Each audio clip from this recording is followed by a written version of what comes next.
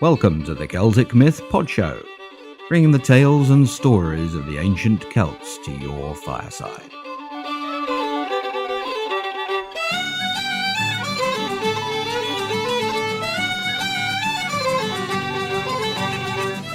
Special episode number 2, Midsummer 2008, Part 2.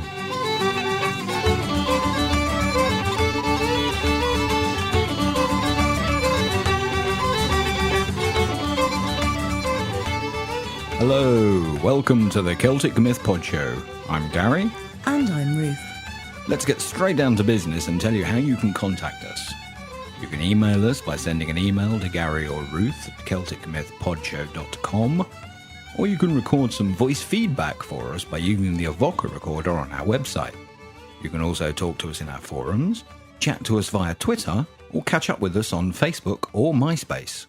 All the details of how to find us are on the Contact Us page on our website at celticmythpodshow.com. This is the second half of our Midsummer special, and I think you're going to really enjoy it. We've got a great translation of an 8th century poem, a chapter from the Fire of Belenus by William Russeth, and finally some music by Cady Finlayson. At the end of the show, we also talk about a possible delay of episode 11. So we'll start off with some news and views.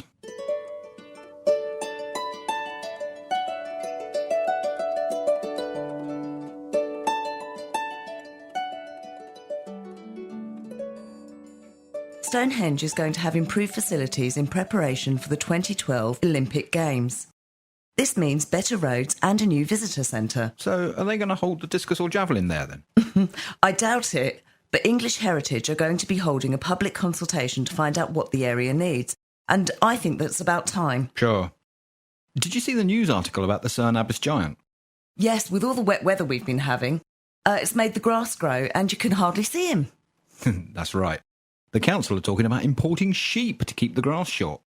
I wonder whether we could have a flock for the back garden. I doubt it. Mind you, that'd be good. And you're not having any alpacas. Oh, please, just a llama then. We'll consider a llama.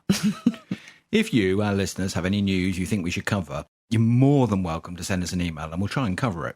At least on the site if we can't get it in the show. OK, so let's get on with the show.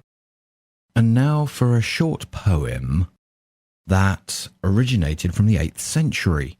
This was translated by Ethna Carberry and is called The Shadow House of Lugh.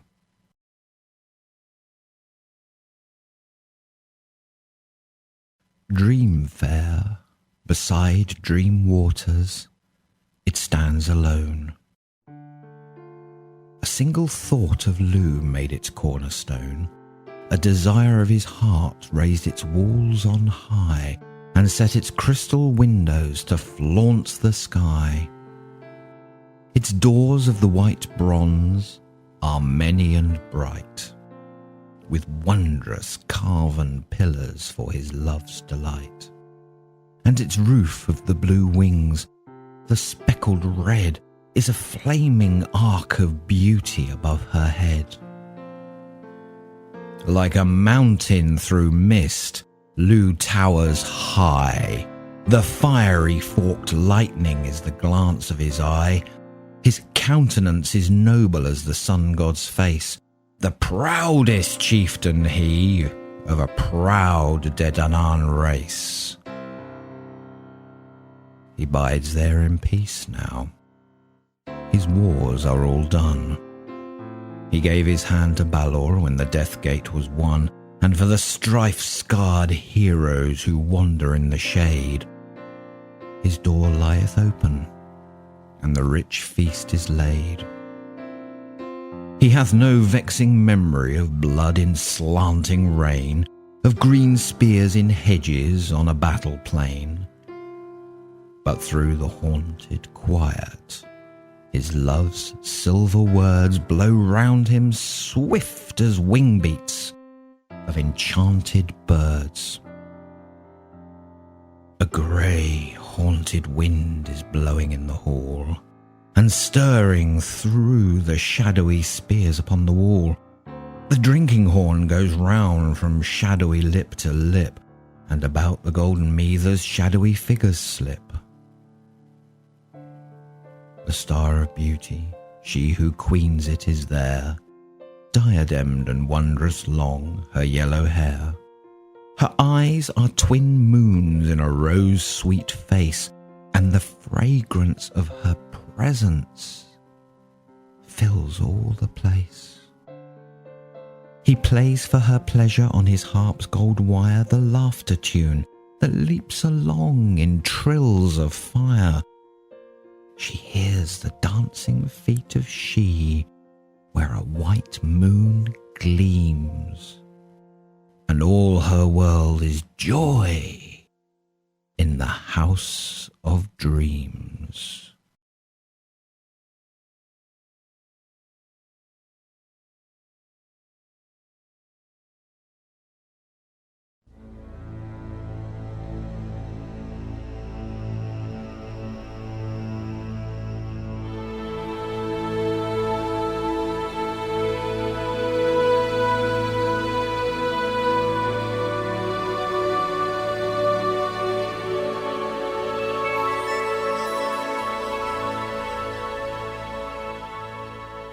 The Fires of Belenus, Chapter 36. Ian left Callan and Balfour early in the morning. His head throbbed horribly, and he stooped often to drink the potion Callan had prepared to ease his pain. The pain in his head and anguish in his heart masked his fatigue. He rode hard all day. Whenever he tired, he thought of his father or Roisin, and his strength would renew. Following the path through the hills into the dense forest, he reached the river Liger late in the afternoon. The humid air by the river created a fog that carpeted the trail. He could push himself no longer, and found a rocky alcove along the bank that offered protection from the wind. Ian had no way to start a fire, but the cheeses and the dried fruits that Niamh had packed for him did not require cooking. Protection from the wind and the heat emanating from his horse made the sanctuary bearable. There were even pine boughs available for a soft mattress. Ian filled his goatskin from the river and drank. Wishing for some strong wine or beer, he took another drink of Callan's potion, but was careful to leave several doses for the following day. He snacked on his dinner, savouring each bite. Before he'd finished his meal, his head was swimming from the narcotic potion, and twilight had turned into pitch blackness. He lay back on his pine boughs and cursed Belisama because there was not enough moonlight to travel.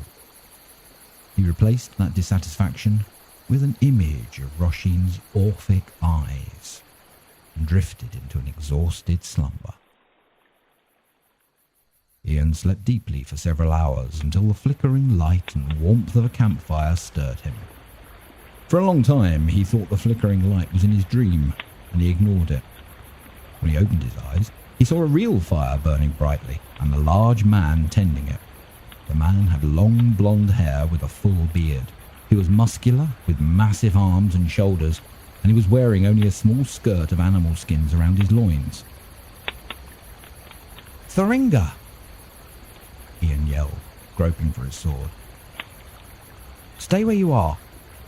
Thoringa ignored Ian's agitation and tried to explain in poor Celtic with a heavy Germanic accent. "I come with you. Druid told me I am free when I get you to the village of the Senones." The giant warrior stood up next to the fire with his axe in his hands. For the first time, Ian realized exactly how large and strong the man was. Clear blue eyes peered out from a dirty face, framed by stringy yellow hair. "Callan sent you? You're not angry that I ruined your leg?" "The leg is not ruined. I can ride horse. The druid says I can remove the wooden splint next time the moon is full. I owe that druid my life. I will gladly repay him this favor. I have caught the rabbit and make a stew. Come, eat. We should be moving before the sun rises." After several spoonfuls of stew, Ian gathered his things, mounted up and headed down the trail with Thoringa close behind. They rode hard and silently, following the broad trail, straight through morning and most of the next day. It was late afternoon and shadows were getting long when Thoringa sniffed something in the air and halted his horse abruptly. He signalled Ian to sample the air as well. The aroma of smoke was strong. They dismounted and walked their horses along the path, keeping them as quiet as possible.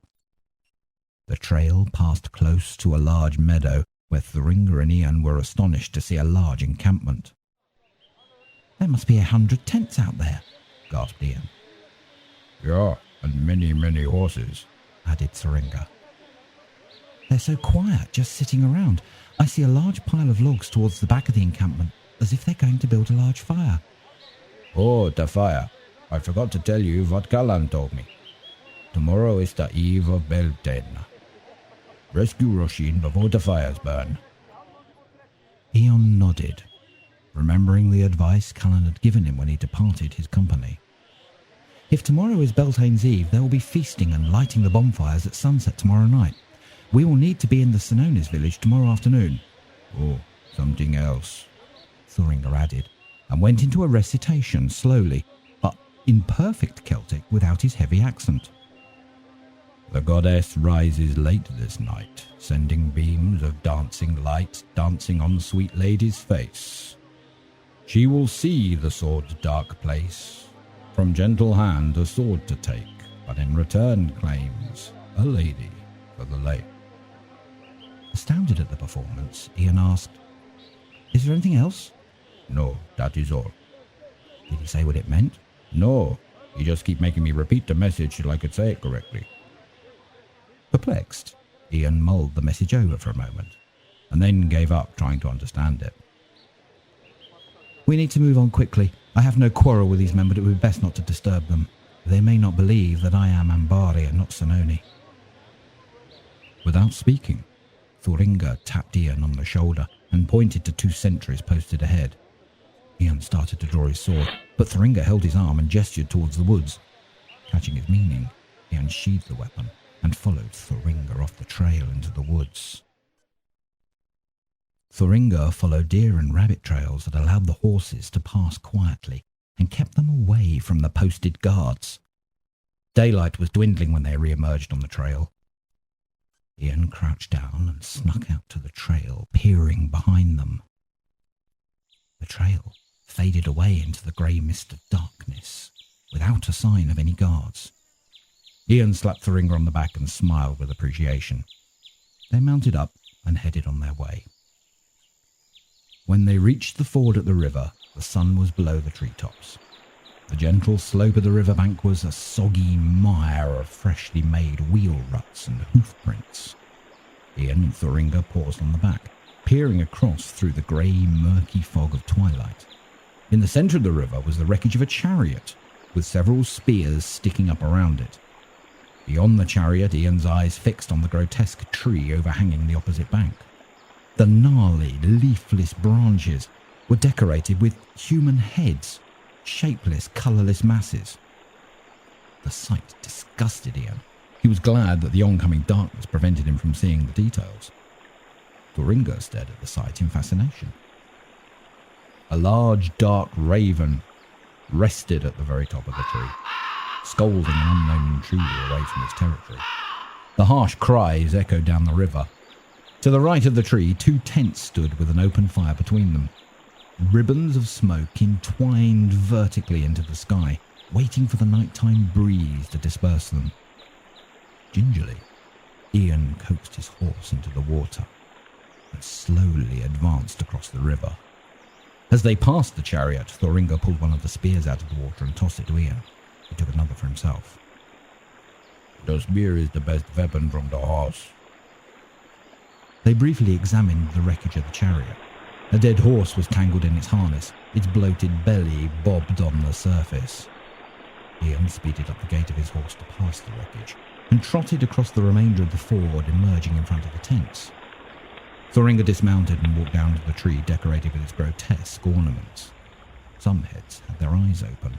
Others had them closed, but all were pale, morbid, shriveled from the loss of blood.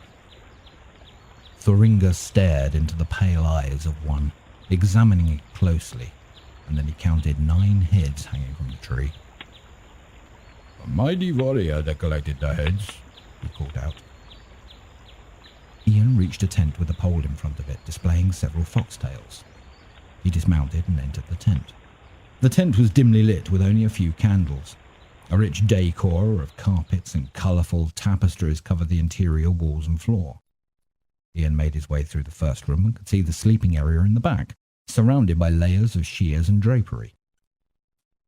Seeing a candle, he moved toward it, parted the curtains, and peeked inside. The thin form of a young woman with red curly hair almost caused him to blurt out Roisin's name, and then he realised she was much younger than Roisin. As he watched, she snuggled up to the figure on the bed, planted her head on his chest, and sobbed. Quietly, Ian came up behind her and laid his arm around her shoulders. She did not react to his presence.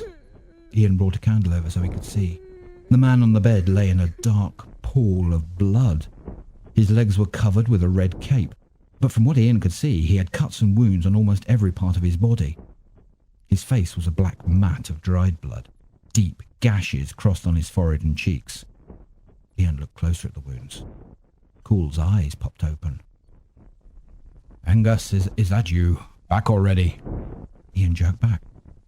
"No, I'm not Angus. I'm Ian, son of a hare, smith on the mountain." "Aye, I know you. You are Ambari, the smith's son. Did you come to kill me and take back the sword?" "What has happened here?" Before Cool could answer, he started to choke and thrash with pain. It prevented completing a sentence. "I'll be back," Ian said. He hurried out of the tent and re-emerged through the curtains with his satchel. The flap was open, and he was rummaging around in it as he approached Cool's bed. This time, Thoringa was close behind him. Grania raised her sullen head and looked hard at the strangers, even with grief-stricken eyes and inane tufts of hair. The likeness to Roisin was uncanny. Ian shrugged it off and pulled out the vial of potion that Callan had given him to subdue his headache. "This is the potion that the druid Callan gave to me. I do not think it will cure Cool, but it will ease his pain." Grania nodded. Ian leant over Cool and brought the vial to his lips. Cool was only able to take a small swallow. He gagged and coughed and fell back on the furs in a fit of pain. A few moments passed, and Cool abruptly relaxed, expelling a sigh of relief. Ian forced another swallow in him and gave the vial to Grania. "Give him a drink when the pain is back upon him." Angus was wounded several times as well, but not as severe as Cool. He's gone to fetch the druid healer. He will not be back till after sunrise. Cool's pain subsided, and his bloody hand was able to stroke Grania's head as she rested it on his chest. "You must tell me what happened," Ian pressured. Cool exhaled deeply and spoke in short bursts. "Singet's troop started to arrive the day before yesterday. 3 chariots arrived first. Angus was with me and acted as my driver. I had Osirix's great sword. We dispatched the first 3 chariots handily, taking them all on and receiving not so much as a single scratch. And the great sword cut through wood and flesh like soft lard. We hung their heads in the tree and celebrated hard that night. The next morning, Singet lined up on the opposing riverbank, with Neil in his personal guard. Initially, Singet remained behind, sending the retinue across the river to engage us. Angus and I cut them down with the sword, glach nagadar, like stalks of wheat. We were much surprised. The gods were with us. I've never experienced it before. We slew many and decided to engage Singet directly. When a spear hit our horse, we tumbled over into the water. I dropped the great sword. It was without it. And when I came to the surface, seeing that we were vulnerable, Singet and Neil decided to enter the fray. Cool paused to catch his breath and gestured for Grania to hand him the wooden mug by his bedside. Ian helped raise his head to the mug and eased him back down onto the furs. "Go on," Ian urged. Cool was breathing easier. He paused to take a few deep breaths. Singet and his man Neil came at us, thinking that we would be easy targets. But we used the chariot wreckage for protection, and when a warrior came at us, we hid behind the wreckage or used the horses to protect our backsides. and any warrior that came in close to us was stung deeply. This went on for most of the afternoon. We killed or wounded 2 more of Singet's retinue, but we paid the price. Over the course of the day we received many wounds. Much of our blood spilled into the river. And finally Neil's patience ran out, thinking that the blood loss had weakened me. He jumped off his chariot and came charging at me. I raised my sword to parry his blow, and Angus buried an axe deeply into his back. That caused the remaining warriors to cower away. Singet realised he had to act before his entire retinue would bulge away. He seized the moment. He tossed his spear while I was occupied with the victory over Neil. The spear lodged in my side, and Singet and the few men he had left came on us. Oh, I have to admit that Singet was a talented swordsman. We fought for a long time, and out of the corner of my eye I saw Angus go down, only to re-emerge from the water in a bolt of fury that startled his antagonists. And when Singet's eyes went to Angus, my sword cut his thigh to the bone. Singet could no longer stand. His 3 remaining warriors had to help him to his chariot. And by that time the sun was low and the shadows of the trees almost crossed the river. Singet stood leaning on the chariot's rail and he yelled out, "Sunset is upon us! We can no longer fight this day. Tomorrow is the eve of Beltane and we shall rest. On the morning after Beltane, when our wounds have been tended, I shall return with my army to retrieve the sword and compensation." He left the corpses of his dead floating in the river. Even Neil's corpse was left floating. I knew he was gravely wounded and doubted he would return. Angus and I made our way back to the camp. Angus was cut many times, but none was serious. He ordered the servants to take the heads from the corpses in the river and add them to the tree, and then he went to fetch a healer to tend my wounds. By the Dagda, the gods are watching over you. You must be the greatest warriors of all time. Singet might send his army to attack Agendicum. I passed his camp on the trail. There are 100 tents or more. Lucidly, Kual advised. No, they won't be back. Singet is sorely injured. He may even have bled to death by now. Without his leadership, they'll have no heart to face more Senoni warriors at the ford of Kual. Ian nodded. But what about the great sword? Is it lost in the river? Kual could only sigh, indicating that the sword was lost. Kual, listen. I need the sword. I'm going to rescue Roisin from Otherix. I intend to bring her back to our home and make her my wife, if she'll have me. If you care for her at all, you must help me. Kual grabbed Ian's arm. I care for her, but you must hurry. Otherix no longer has her. He sold her to the Druids. She will be a bride to Belenus and will burn in the fires of Beltane. Angus and I tried to save her, but Otherix betrayed us and gave us this duty to be rid of us.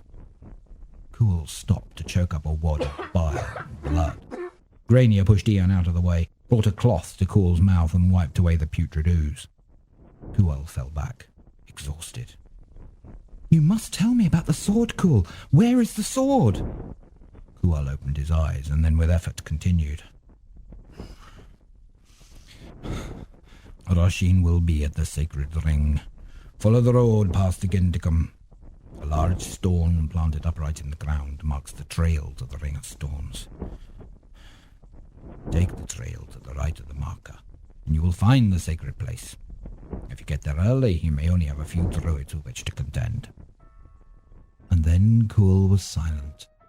Ian leant over him and hoped he had only drifted off to sleep, but then cursed in desperation, realizing his life had ended. He gently closed Kual's eyes, and Grania jumped forward, hysterically crying out as she tried to bury her head into Kual's lifeless chest. Ian tried to comfort her. She cast off his attempts to embrace her. After a while, Grania lifted her head. Ian looked at her closely. She was so much like Roisin, thinner and younger, but an icon of Roisin nevertheless. When the moon is high and I've said goodbye, she said, I will retrieve the sword. You can be on your way. When my husband's chariot turned over, I watched the sword fall into the river. Singet's men searched for it, but the current had carried the chariot downstream, and they searched in the wrong spot. I know exactly where it has fallen. She fell forward on Kual, weeping freely. Thank you. Ask anything of me. I ask you only this. Save my sister from the fires of Belenus. Ian motioned to Thoringa, and they found their way out of the curtains and the tent into the cool night air. The moon was just beginning to rise above the trees on the opposing bank.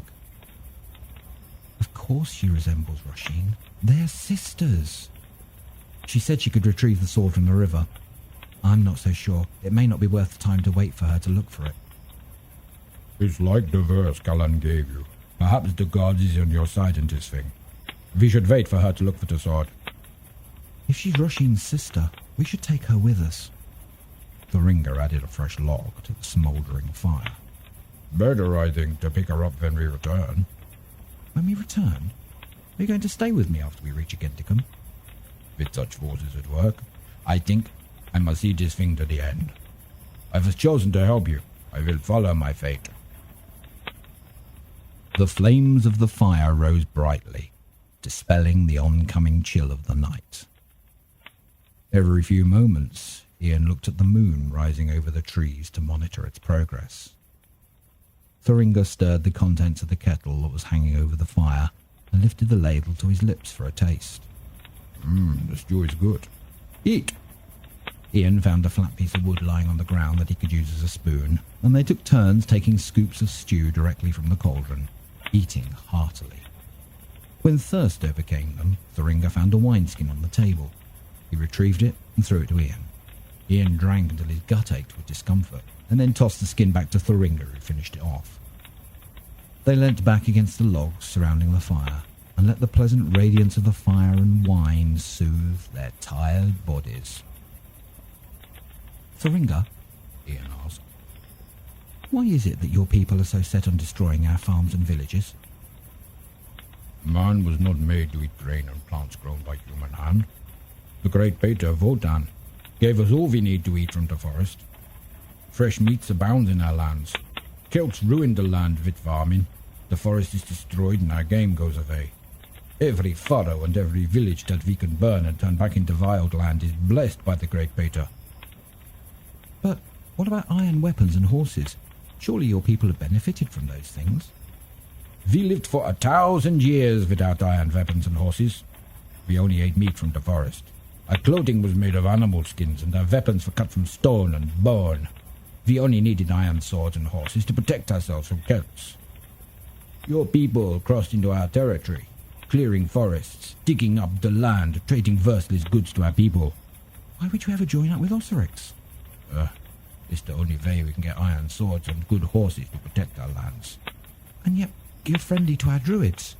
Your druids are wise and have powerful magic. They respect the forest and worship the trees. Leaning back, Ian let the conversation lapse and tried to get some sleep. A rooster crowed. Ian woke and immediately searched the sky for the moon. It was high above the trees. Reassured, he looked around for Thoringa, who was across the campsite tending the horses. As Ian stood up, Grania appeared at the opening of the tent. He watched anxiously as she paused there. Her sheer white gown revealed her delicate silhouette.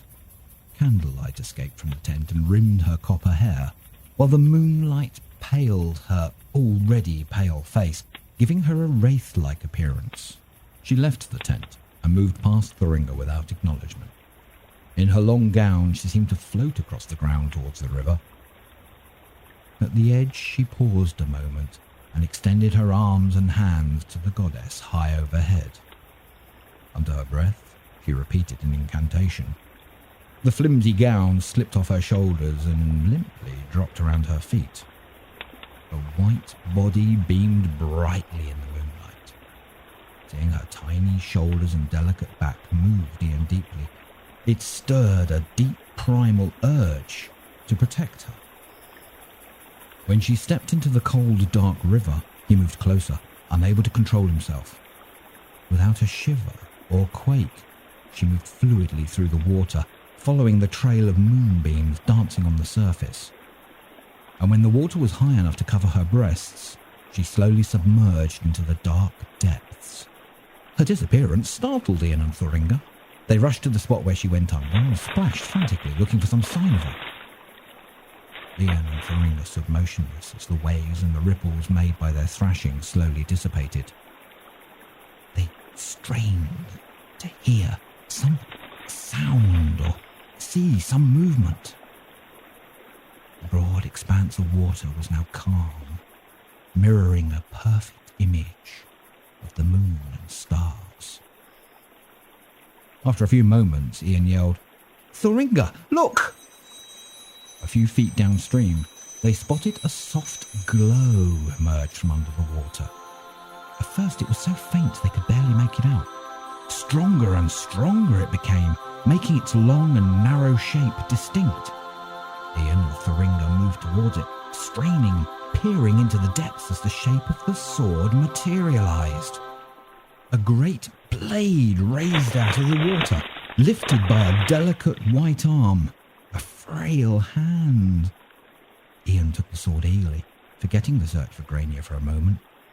The dark sword beamed white streaks of moonlight on his face. In a trance-like state, he passed his hand up and down the blade, feeling the life and the energy it emitted. The distant echo of Thoringa's voice broke his concentration. Ian, the girl, she has gone. Ian sheathed the sword in his belt. Thoringa and Ian were standing alone in the quiet river. The night sounds of birds and crickets filled the air.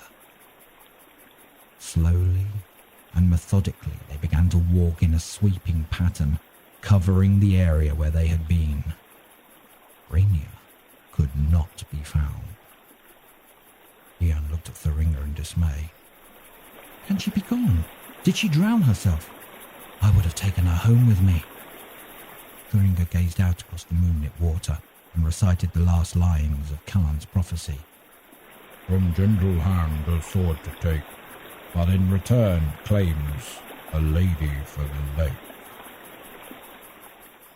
They stood silently, in awe of the prophecy and the events they had witnessed.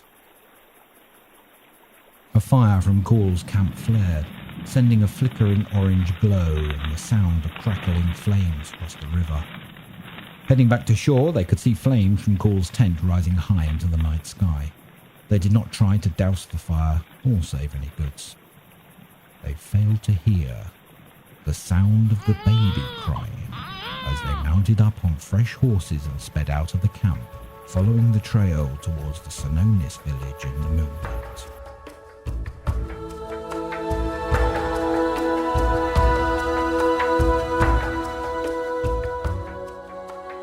Well, that was superb. And now, before we continue, let's have a listen to the Tuttle, Caislean and Oir by Cady Finlayson.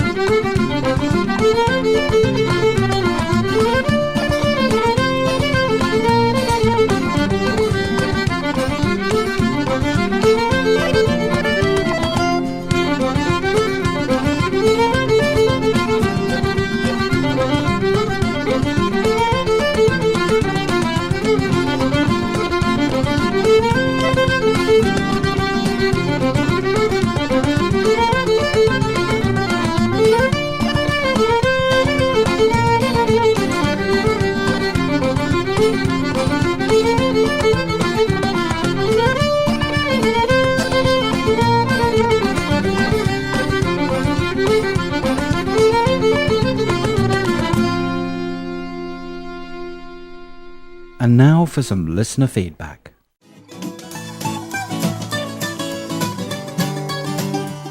In the first half of the Midsummer special, do you remember that we were discussing the date of Midsummer as being the 20th and 21st of June and we're a bit confused? Yes. Well, Ancestral Celt has kindly given us the answer on our forums.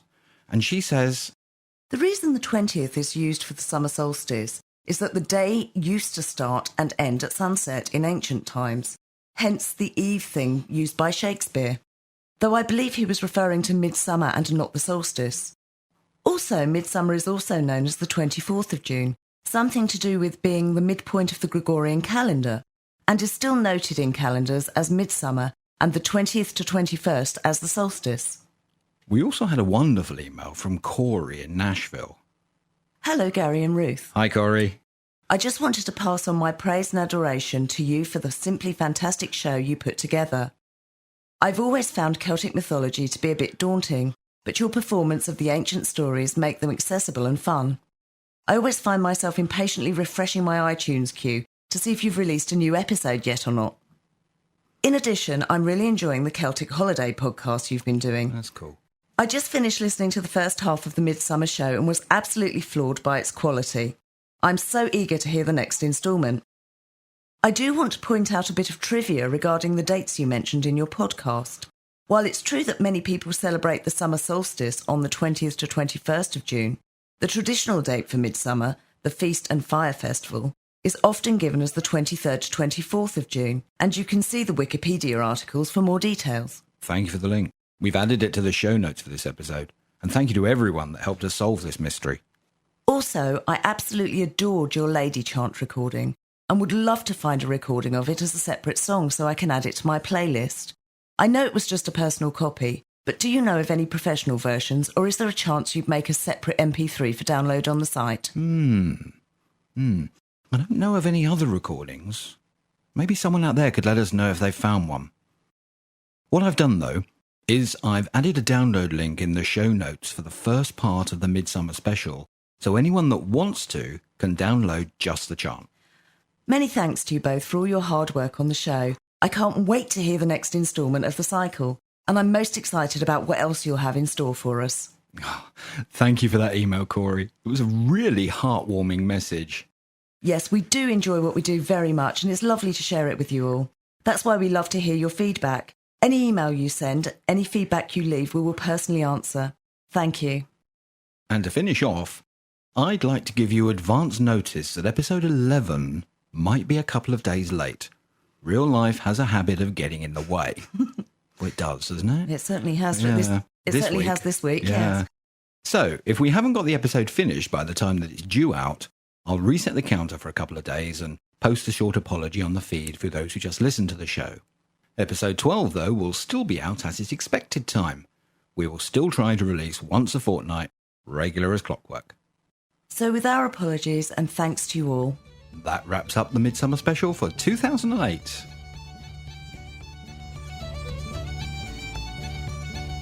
in local survivals, mayor and priest representing the earlier local chief and priest were present, while a service in the church preceded the The walkie bit. Yes.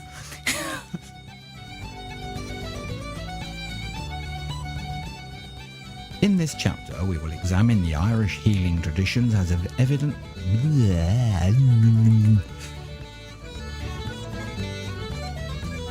Here's a small excerpt from a modern book by Marjorie MacArthur about fairly healing. Fairly healing.